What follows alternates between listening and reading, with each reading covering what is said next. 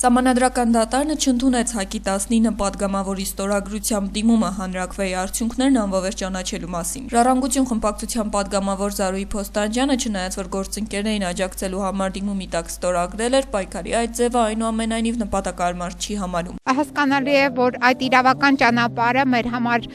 արդյունավետ չէ եւ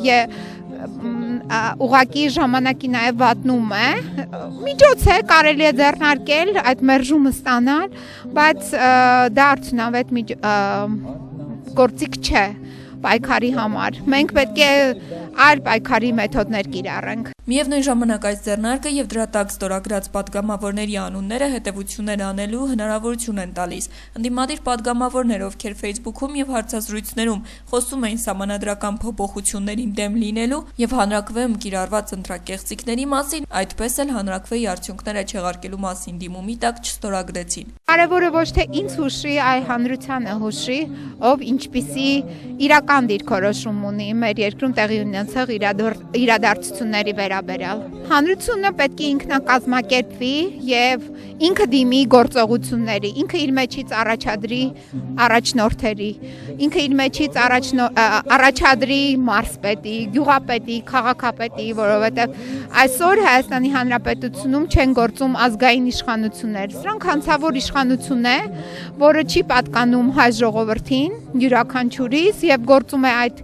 իշխանությունը ընդդեմ մեզ։ Սահմանադրական դատարան դիմելու ժամկետի ավարտով ըստ էության սպառվեց հանրաքվեի արդյունքները չեղարկելու հնարավորություն, ինչը ենթադրում է, որ ընդդիմադիր ուժերն արդեն պետք է սկսեն պատրաստվել 2017 թվականի խորհրդարանական ընտրություններին։ Նման ճանապարհը սակայն ընդունելի չէ Ժառանգություն կուսակցության եւ հիմնադիր խորհրդարանի ձևավորած Նոր Հայաստան շարժման համար։ Մենք ամեն օր պետք է մեր գործողությունները իրականացնենք, 17 թվականին չպետք է հասնենք, եթե 17 թվական են գնում, ապա դա նույն պարտությունն է լինելու,